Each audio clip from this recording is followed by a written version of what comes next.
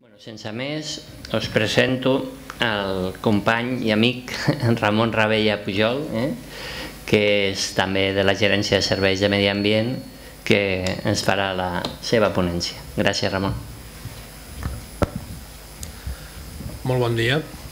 Bé, nosaltres com a administració local de segon ordre el que treballem és sobre ajudant colze a colze amb els municipis. Ja més o menys el nostre diputat ens ha explicat una mica per sobre el que fèiem, però el nostre camp d'actuació bàsicament seria la flota municipal i més indirectament ajudant els municipis en la seva planificació. Bé, a nivell en termes generals de mitigació del canvi climàtic, l'eina de planificació que hem estat promocionant nosaltres han estat els plans d'acció per l'energia sostenible derivats del tema del Pacte dels Alcaldes. Aquests plans són el que tenim ara, però estan en un procés de revisió per una part pels 2 anys de revisió del pla que inclou el pacte, però també perquè s'està començant a implantar un nou pacte més ambiciós que marca els seus objectius en el 40% de reduccions per l'any 2030. Bé, amb el que portem fet de revisions dels resultats, el que es veu molt clar és que hi ha un forat negre, entre cometes, que seria el del sector domèstic i el sector del trànsit. Del trànsit, bàsicament, el trànsit privat i de serveis. Aquests sectors és on el municipi té més complicat poder accedir, en canvi en sectors com és la planificació territorial, els mateixos consums municipals, és força més fàcil. Però si es vol arribar a l'objectiu del 40%, evidentment hem de fer feina en aquests sectors. Com? Bé, hi ha experiències en altres països, hi ha coses fetes, però caldrà que ens trenquem una mica el cap, caldrà que tirem endavant solucions creatives que potser ara encara no les tenim en marxa.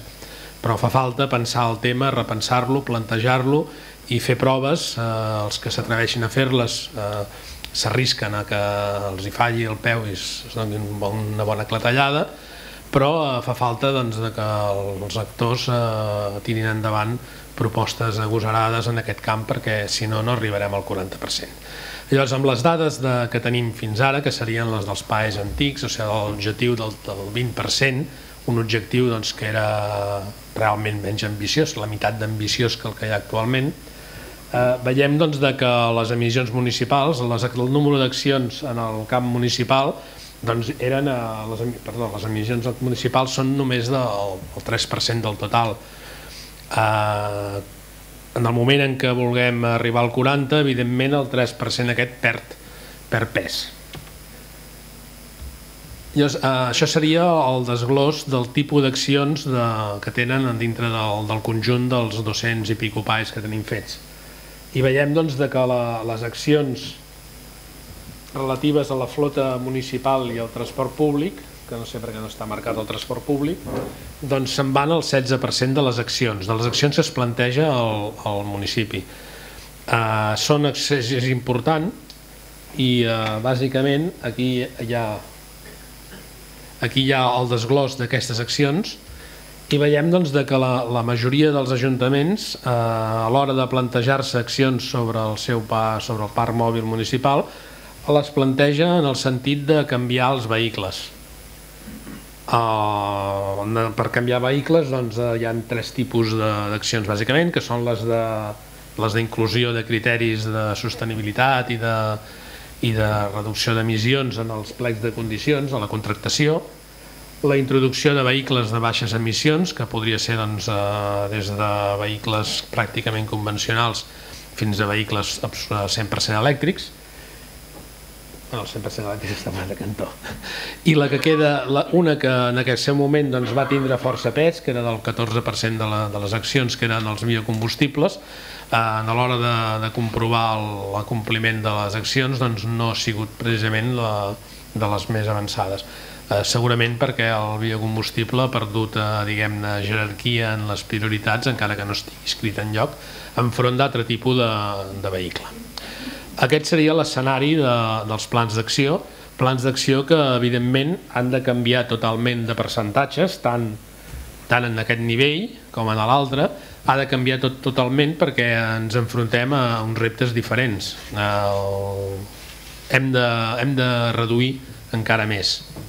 No és només el tema del canvi climàtic, evidentment, les emissions del trànsit a les nostres ciutats, sobretot el que és l'àrea metropolitana de Barcelona i pujant cap amunt, doncs, a les zones del Vallès, que és totes les zones afectades pels plans de protecció del medi atmosfèric, que en aquest cas doncs, tenim una afegida no només al tema del canvi climàtic, sinó al tema de la salut humana. És un tema de salut humana i, per què no, la salut també d'altres espècies que tenim convivint amb nosaltres i que són necessàries pel bon funcionament de l'ecosistema urbà, entre cometes, que l'ecosistema sigui molt dir, que per exemple doncs, els òxids de nitrogen, els derivats que són fotoactius, doncs, poden afectar relativament greument a la vegetació, i la vegetació és un dels factors de qualitat de l'ambient humà. Doncs no només tenim el tema de les emissions, que és amb el que ens hem centrat aquí, perquè és el tema del pacte d'alcaldes, que és el que des de la nostra oficina tirem endavant, però nosaltres dintre de la mateixa gerència tenim tota una part molt forta de qualitat d'aire i també és molt important perquè és un tema sí, potser sigui una mica agosarat dir-ho, però es pot comptabilitzar amb saluts trencades i amb persones mortes en ventilació, per dir-ho d'alguna manera. O sigui que són dos temes, un és la global i l'altre és local, que són d'importància cabdal. Llavors, en principi, encara ens falta avançar en el tema, de la mateixa manera que he dit que els que tenen les competències directament sobre el territori han de ser agosarats, o és desitjable que siguin agosarats en fer proves i en fer tot el tipus d'assajos per trobar els mètodes eficients i aplicables en el nostre territori. De la mateixa manera, nosaltres, com a administració de segon ordre, tenim que adaptar tant la nostra organització, que potser no sigui un impacte molt gran perquè tampoc és una organització tan gran, com el suport que donem en els municipis que hem d'adequar-lo a aconseguir els objectius aquests, tant el 40% del CO2 com el sortir del forat negre de contaminació atmosfèrica que tenim ara en la zona més urbanitzada. Per això estem preparant, però no es pot anticipar massa el que volem fer, a part del que més o menys ha exposat el diputat i que jo exposaré ara després d'això, mirar a veure sobre com volem incidir en el que és el nostre, no m'agrada dir client perquè client és una relació econòmica de beneficis, tampoc dir objectiu, vull dir els municipis són els nostres companys, per entendre'ns podem dir client però no és la paraula adequada, el nostre client natural, que són els parcs mòbils municipals. Hem estat mirant l'estat actual del parc mòbil municipal, comparant-lo amb el parc mòbil de la província, i el que podem veure, el blau és el municipal, això és l'edat dels vehicles, i és que el parc mòbil dels ajuntaments de la província de Barcelona és un parc mòbil bàsicament envellit, que té un percentatge de 60 i pico % per sobre dels 11 anys d'antiguitat. Això és un parc mòbil que ens hem de començar a pensar que s'ha de renovar i que l'impacte d'aquesta renovació suposi una millora ambiental en termes generals. Aquí és el que ve a dir, és que el parc mòbil està envellit i que per igualar els percentatges amb el sector del transport que no és el municipal, doncs faria falta substituir 860 vehicles amb un altre més nous, vaja. Bueno, això són dades de les... El que passa és que aquí sota no ha sortit.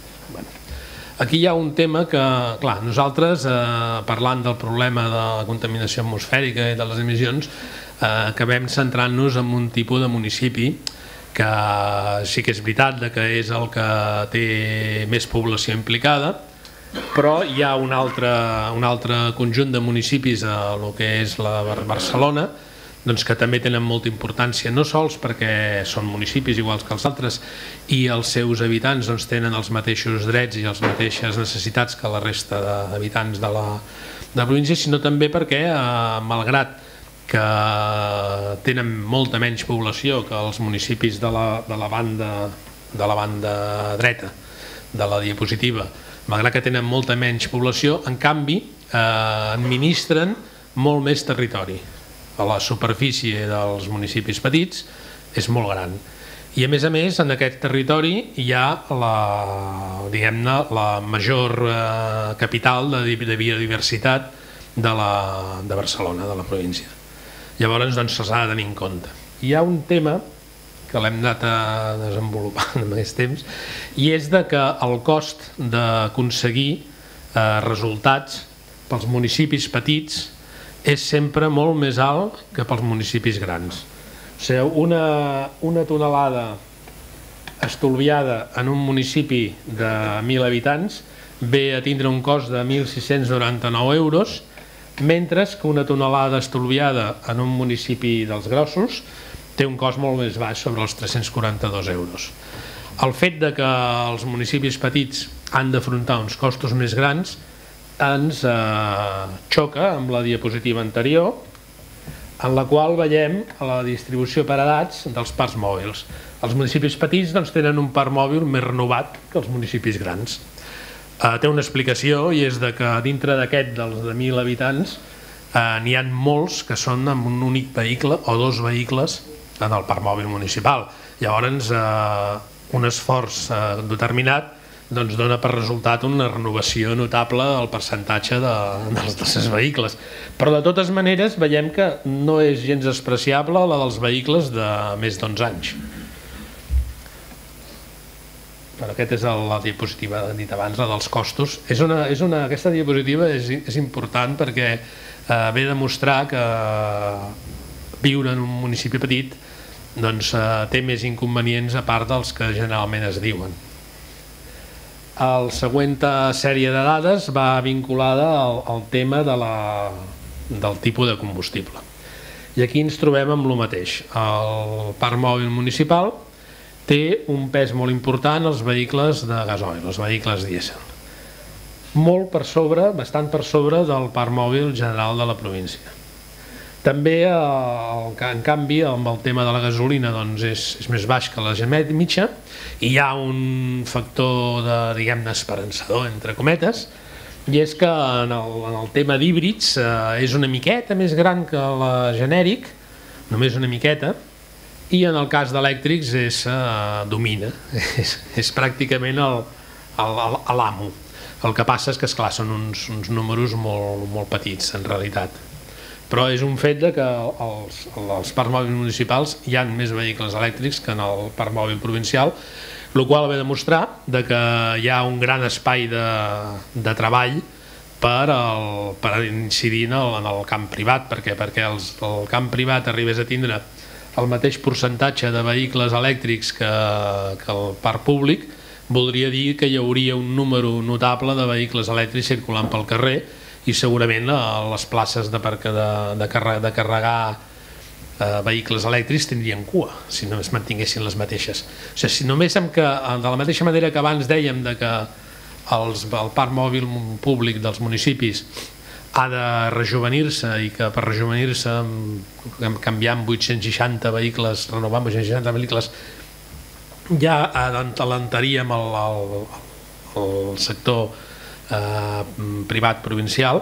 De la mateixa manera, si ho féssim al revés, els vehicles que caldria electrificar perquè arribar als percentatges municipals serien de l'ordre d'alguns milers, i això suposaria un canvi important en el trànsit i un canvi important de la mirada que té l'usuari sobre el vehicle. Jo no sé, però si heu parlat amb taxistes, que n'hi ha algun que corre amb taxi elèctric, són els principals propagandistes, sent usuaris. Aquí ve a dir la mateixa tema de la substitució.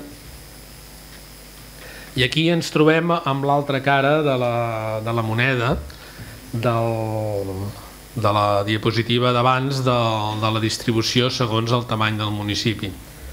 Aquí veiem que sí, que els municipis petits renoven molt la flota, però com la renoven? Doncs la renoven amb vehicles dièsel. Amb, diguem-ne, entre cometes, l'alternativa menys desitjable en els termes ambientals. No tenen pràcticament elèctrics ni híbrids, tenen poqueta gasolina i molt de gasoil.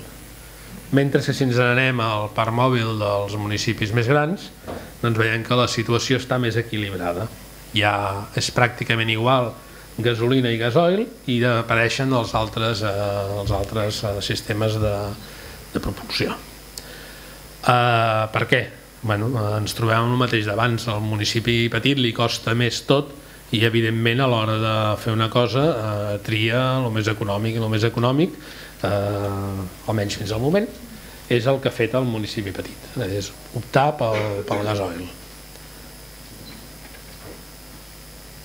Bé, aquests tres paràgrafs, bé, als parcs mòbils municipals hi ha 1.374 vehicles de més d'11 anys d'antiguitat i a més de gasoil. O sigui, aquí creuem les dues, diguem-ne, característiques no desitjades, que és antic i en proporció amb el combustible gasoil. Aquests serien els que prioritàriament s'haurien d'anar substituint. Llavors ens faria falta una inversió de l'ordre de... Això és fet pel camp així, pel broc gros.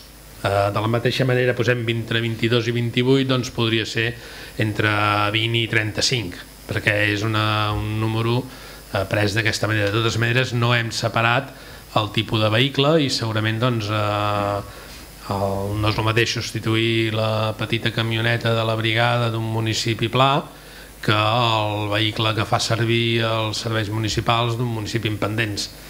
Llavors, doncs, segurament aquest número és només per tindre una idea de per on ens movem, però ja et dic que el ventall pot ser d'entre 22 i 28 i pot ser entre 20 i 30 o 20 i 35. Menys no crec, Però vull dir que és una inversió que la que ens hem de plantejar, almenys a mitjà termini. Tenim una sèrie de fites que hem d'aconseguir, unes que són, entre cometes, relativament voluntàries, com seria la del 40% a l'any 2030, i n'hi ha d'altres doncs, que són urgents, que serien les de la contaminació per òxids de nitrogen i partícules als municipis que estan afectats per les zones de protecció de l'ambient atmosfèric. I aquest seria un dels camins que ens hauríem de marcar.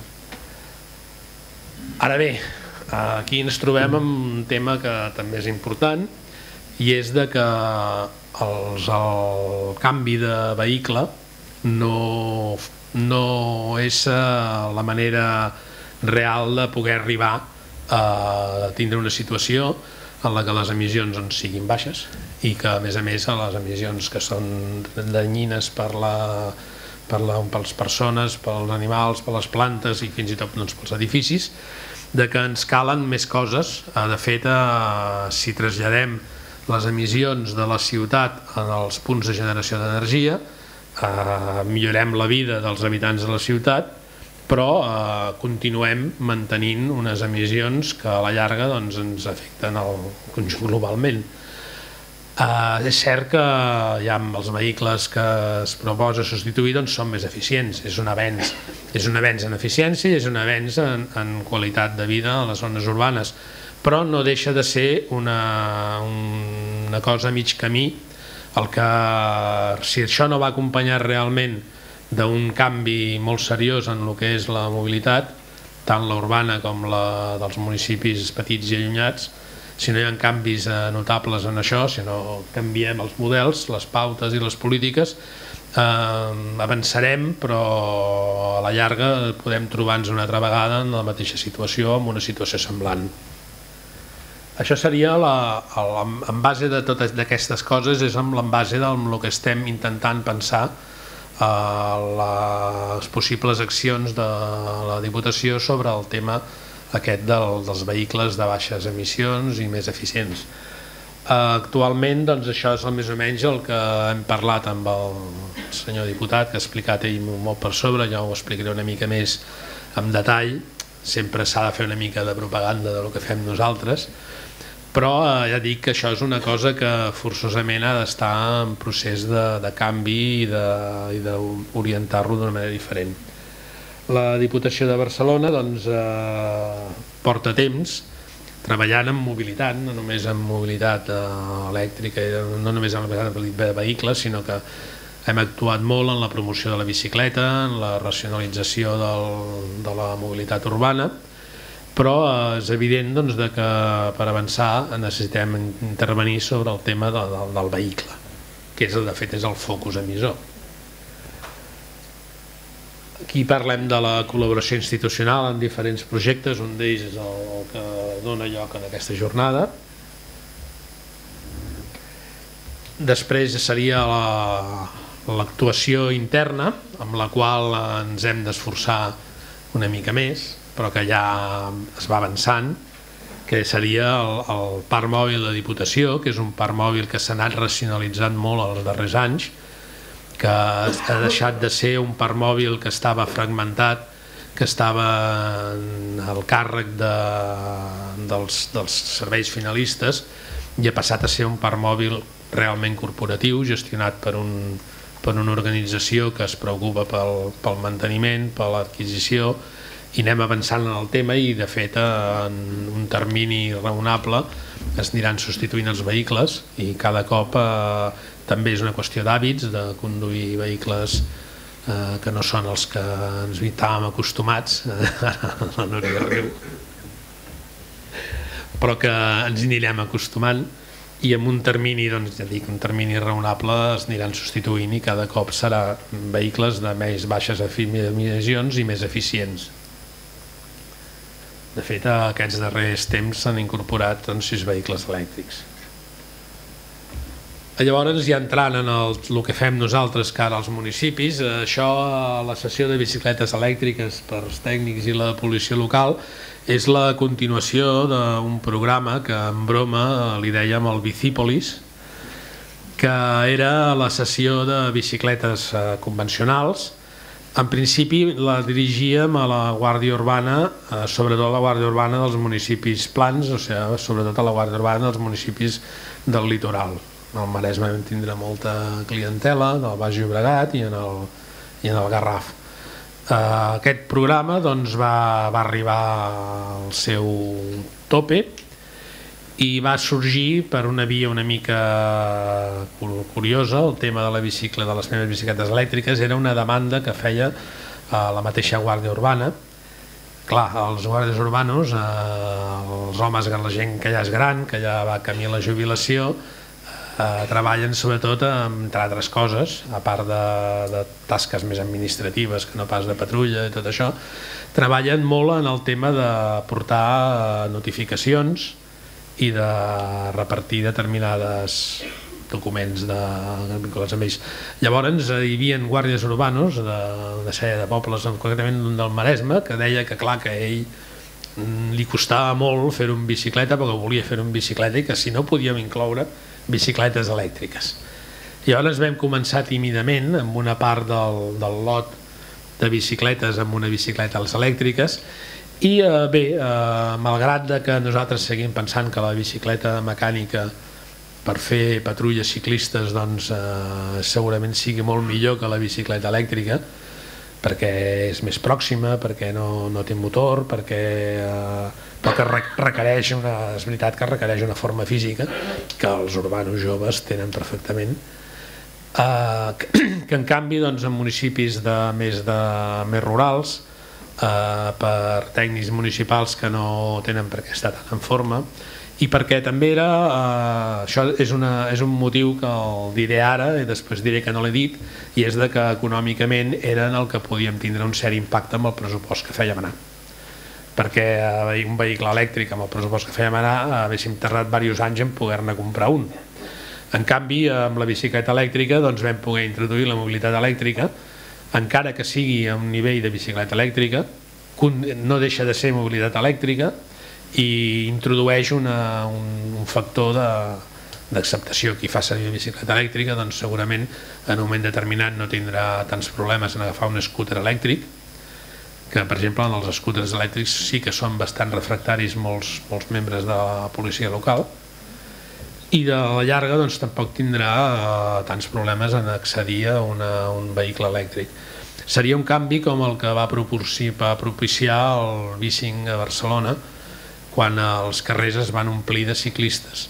Llavors el conductor de cotxe va deixar de veure el ciclista com un pertorbat que l'únic que feia era molestar, en pensar en el ciclista com ell mateix i com els seus fills i els seus amics que també corrien per la ciutat. O sigui, va propiciar un canvi de visió. La bicicleta elèctrica també pot propiciar un canvi de visió de com funcionen les coses, encara que no sigui un vehicle elèctric hard en el sentit de la paraula. El darrer concurs que fem és un concurs amb un import relativament elevat. Encara no sabem les ofertes, fins dimecres que ve no s'obriran els sobres. Tenim esperances de que siguin bastantes, entre 150 i amb molta sort 200, a lo millor que no siguin 200 perquè serien massa barates. 200. Sí? Bueno, serà que tens més informació que jo. La sessió de motos elèctriques ha sigut una prova pilot que encara s'ha d'avaluar, una prova pilot petitona. De fet, les motos en general són un vehicle pràcticament el que té més unitats dels parcs mòbils municipals. A introduir la moto elèctrica en aquests parcs mòbils, doncs bé, s'ha de tindre en compte que la moto, malgrat que moltes vegades la veiem com un vehicle, entre cometes, més ambientalment amigable, que les motos quan s'envelleixen emeten moltíssim i que realment per moure una persona doncs, tenen un impacte considerable. Llavors, introduir la mobilitat elèctrica en motos elèctriques doncs, pot ser una via també per introduir-se en els parcs mòbils municipals més ràpidament. Hi ha una certa precaució a adquirir una moto elèctrica perquè sembla que si no té repris, que les cargues, que la duració, que s'hi poden pujar pendents. Aquestes motos que hem comprat són scooters dels lleugers i falta averiguar, ens falta fer una seguiment. Sí, una enquesta de seguiment on ens expliquin els usuaris com els ha anat. Aquest seria el producte estrella aquest any almenys, que han sigut els plans d'implantació del vehicle elèctric d'una sèrie de municipis.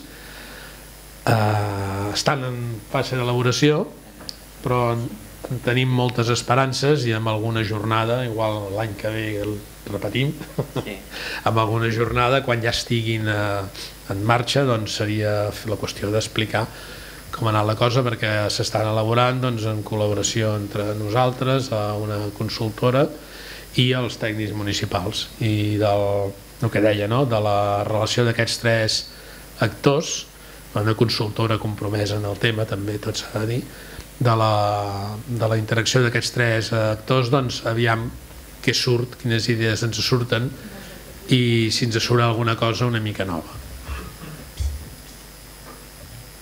2 minuts? Ah no, jo necessito més. No, que estic a l'última diapositiva.